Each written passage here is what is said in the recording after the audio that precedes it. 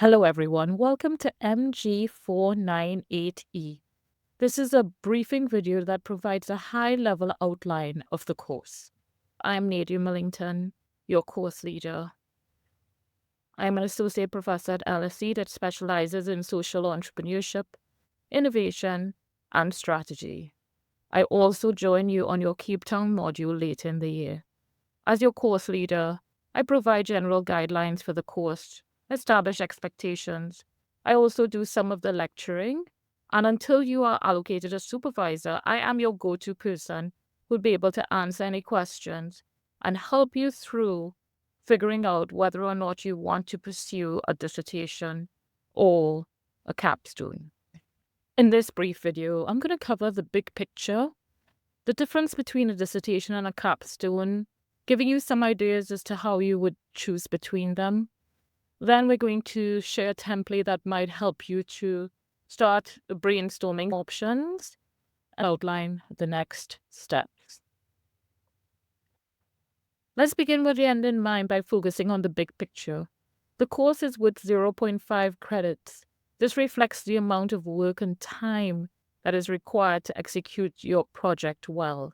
You have two options in terms of projects. You can do a dissertation, which is essentially a research paper or project, or you could do a capstone, which involves the exploration of a new business opportunity. This can be a startup, or this can even be within a larger organization. The most important thing you have to remember is that you have to look at a new opportunity. Both options require a 6,000-word report, and both options have three salient elements that are common across both. Firstly, both require the exploration of relevant literature. For the dissertation, that literature may be more theoretical in nature, whereas for the capstone, it may be more directed towards market data, but both requires the exploration of relevant literature. The second thing is both requires original data collection, and this can involve both primary data collection or secondary data collection. Primary data collection involves surveys, interviews, focus groups, etc. And secondary data collection involves leveraging the data that already exists in the marketplace to help you. Okay? And finally, both must leverage robust analysis. With respect to the dissertation, this would involve using statistical analysis to analyze survey data or thematic analysis to analyze interview data. And with respect to the capstone, this may involve using models, for example, like Porter's 5 forces to look at industry data, or other models that you will leverage during your EGMIM degree to analyze things like competitive advantage, market size, business viability. So whilst these are the similarities between the dissertation and capstone, the experience of doing a dissertation and capstone and the expected deliverables are very different. I like to say the exit ticket for the dissertation is a contribution towards academic theory, whereas the exit ticket for the capstone is proof that you have a viable new business idea. And in our next face-to-face lecture, I will actually go into a lot more detail to help you understand and distill the difference between the models of the dissertation versus the capstone. In terms of how you are expected to develop your dissertation and capstone, we expect that it is going to be a highly self-directed exercise, but you will be provided with a supervisor in August who will be able to provide advice and guidance throughout the development of your idea or your research paper until fruition. Your final report is submitted in late March or early April of next year. Exact dates will be on Moodle. This is a really exciting opportunity for you all. EGMIM is quite a generalist degree where you learn a broad swath of important information and theories, but the dissertation and the capstone allows you to specialize in an area of interest. So I'm excited to be on this journey with you all. Before we continue, let's spend a little while longer differentiating between dissertation and the capstone. The whole purpose of the dissertation is to allow you to become a theoretical topic expert. So basically, you become an expert on an area of interest. For example, leadership, social entrepreneurship, strategy. A dissertation is driven by a research question formed to make a clear contribution to knowledge. You must bridge a theoretical gap in the research. You don't just review academic research for the purpose of reviewing it. You're reviewing it to argue for the relevance and importance of the research you plan to pursue. And then you will collect data to answer your research question, and you have to collect data in an ethical way and use robust methodologies so that the results that you generate will have high levels of efficacy. Some examples of dissertation ideas from the past are: how could we help women in the Middle East attain positions of leadership? Another example: why so little private equity investment in resource-rich countries like Azerbaijan? And finally, why does senior management fail to take action in the face of crises? These are questions that a dissertation is well poised to answer. In contrast, a capstone is very different. A capstone helps you explore an entrepreneurial idea or a business idea within a larger firm you're interested in pursuing. It must be a new idea. When you review data, you might review academic literature, but a lot of the data you're going to be reviewing is market research data that will allow you to argue for the viability of your idea. So you'd collect data like about the potential customer, market sizing, competitive advantage, industry dynamics. And over time, as you mature through the EGMM program, you'd be able to even apply models that you learn throughout the program. For example, the VRIO model for competitive advantage to your capstone in order to provide further evidence that your idea has legs. One thing you must note is that the capstone is not a standard business plan. While you provide financials in the appendices, you are not expected to provide detailed financials within the body of the document, although you could provide a quick paragraph or summary proving the viability of your idea. Here's some examples of capstone ideas. Let's say you want to create a new fintech app to allow people to donate money to the homeless electronically. That would be an interesting capstone idea because it's new to the market and you're going to do it in a different and innovative way. Another capstone idea is that you want to implement a new innovation rewards program within your organization to promote pro-social and environmentally sound behaviors within the organization. So again, both options have you pursuing a new idea, and the purpose of the capstone would be to provide information to illustrate the viability of those ideas. So it's now time to address the pink elephant. Should you choose a dissertation or a capstone? As Simon Sinek said, it's always good to start with your why. So let's start. Why would you do a capstone? Generally, you would choose a capstone if you want to pursue an entrepreneurial idea, start a business, or explore an idea that you've had in mind for a long time. This is your one opportunity to do so. The other reason could be to help your company explore a new venture or address a point of pain, but it must be something new. In contrast, why do a dissertation? Well, it might surprise you, but the majority of the class often does a dissertation, and there's some really solid and good reasons for this. Firstly, you might want to become a thought leader in the area and maybe even publish in things like Forbes or the FT, etc. Another reason is a dissertation makes you well poised to pursue a PhD. You can use this research paper as part of your application for a PhD, and it often makes you test whether or not you're really interested in doing research. A dissertation allows you to explore something that interests you. Sometimes you have a burning question. Dissertation allows you to seek that knowledge in a robust way and generate strong, meaningful conclusions. Another reason why I think pursuing a dissertation can be very useful is that dissertations really help in transitions.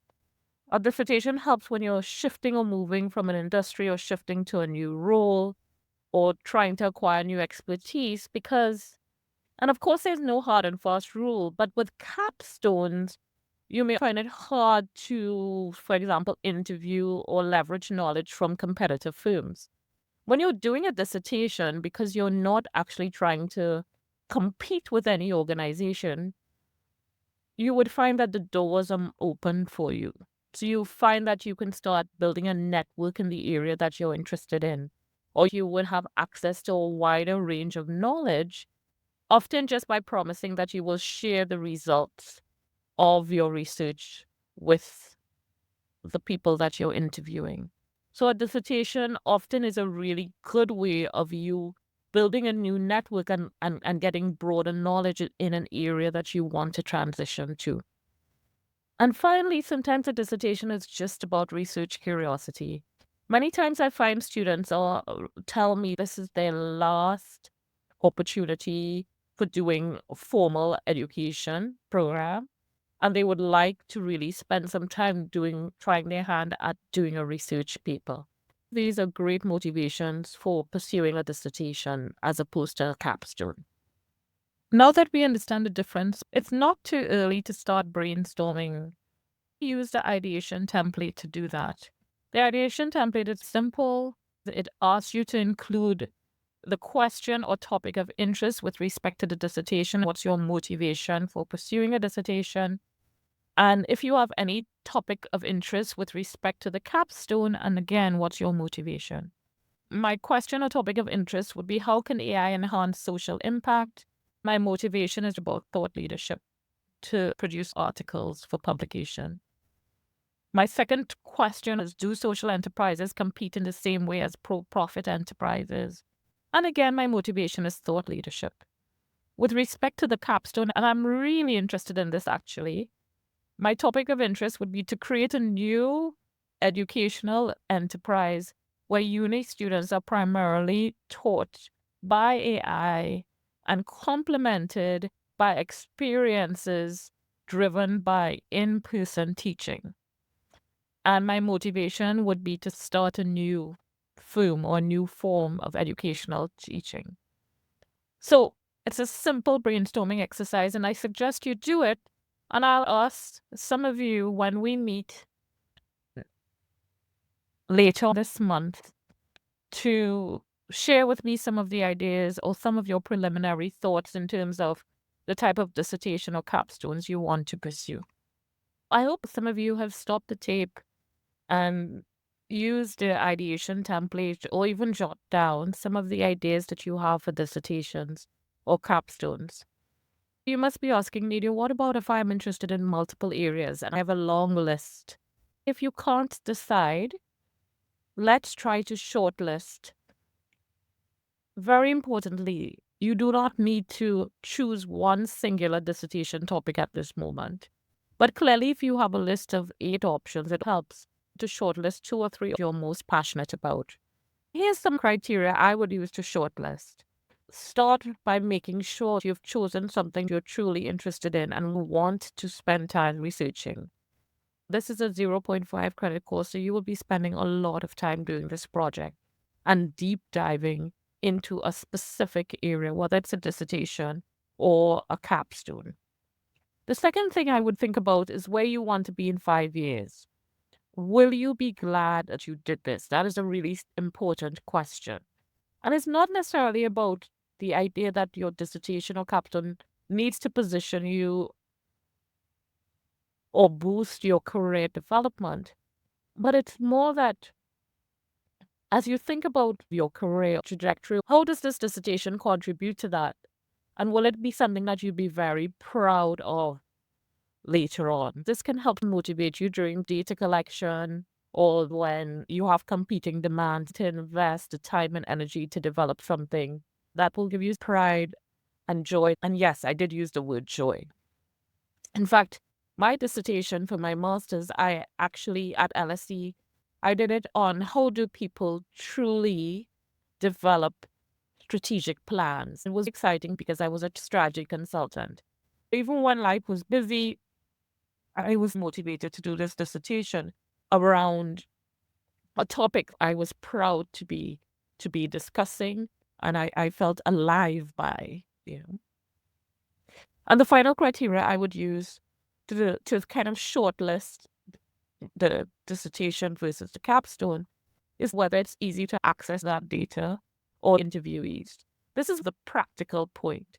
You may be passionate about an area. I may be passionate about a dissertation that leverages the knowledge of the top 0.1% of the world, the billionaires, around the issues on AI, but I don't have access to that market. And because of that, it makes that dissertation highly impractical, especially in a time-stamped way. This dissertation, you have a short window of opportunity to develop the dissertation. So you have to consider the practicalities. What's interesting, using my 3 criteria, something I'm truly interested and passionate about, something that I'll be glad I did 5 years from now, and something that I have the ability to practically do within the time period. If I was an EG-MIM student, it shocked me using that criteria. My preferred dissertation of the 3 I discussed would be how improvements in AI change social impact. I really thought that I would, at the start of this process, be doing a capstone. Instead, as I looked at the criteria, my interest moved towards a dissertation around AI developments and social impact. So applying the criteria can help you narrow down or shortlist important ideas for dissertations or capstones. You shouldn't be stressed or anxious. There is no requirement right now to make a final decision as to your dissertation and capstone. In your next face-to-face lecture, I will go into more detail in the requirements of both, which will help you make further decisions. And in addition to that, if you're stuck, you can always reach out to me and we can have a conversation. I can help you navigate any questions. Now that I've completed a quick overview of the course, the only job I have left is to provide a few key dates and timelines so that you can kind of understand how the course will unfold. So, in July, you will submit a dissertation proposal. A simple template will be provided, and the aim of the dissertation proposal is to allow me to allocate you to a supervisor. It's not meant to be a perfect research document, it's just a basic outline of your dissertation and capstone that will allow me to allocate you to your best supervisor or the most appropriate supervisor. In August, I will assign this supervisor to you. It's usually chosen from the EGMM faculty. Or exceptionally, we go beyond the faculty if your dissertation or capstone includes a topic that is sort of unique or different, and we can find a better match. Be aware this is a student-led project, so supervisors provide general guidance. You become topic expert through your reading and research, and the supervisors provide guidance with respect to things like methodology, ethics, practicalities of your research methodology, your analyses, feedback about your overall approach to the dissertation. Those are the type of things where having a supervisor can add value to the dissertation. In September, you'll have lectures on research and data collection and analysis. And in November, you will have a Q&A and catch-up session with me in Cape Town. By January, you would have done maybe 2 or 3 months of data collection.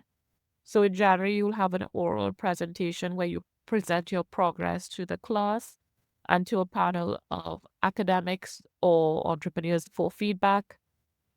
We'll also provide you with a research refresher to give you that final boost to complete your dissertation by March or early April, where you would submit your final report. Okay, that's it for me. So until we meet again, fill out your ideation template, which is available on Moodle, and bring it to your next class. Jot down your ideas for your dissertations and capstones, but also include your motivation for doing the dissertation or capstone. If you have tons of ideas, look at the criteria I suggested and shortlist a maximum of 3 ideas. Also, take notes of any questions you may have. In our next session, I'm going to go into so much more detail about the dissertation and the capstone, how to design an effective question, etc., etc. But it still makes sense for you to take those questions down in case you still have questions. I will be happy to address them. Have a great week, and I look forward to seeing you soon. Take care.